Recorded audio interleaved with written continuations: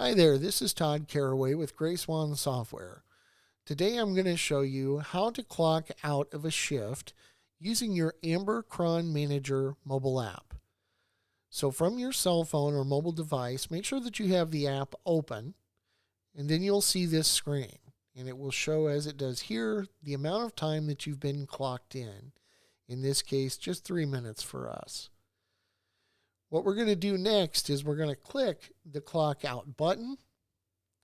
And this is then going to show us our list of approved tasks for this consumer.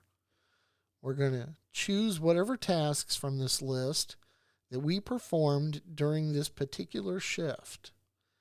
Once we've gone through and selected those tasks, we'll go down to the bottom of the screen and we'll hit the clock out button.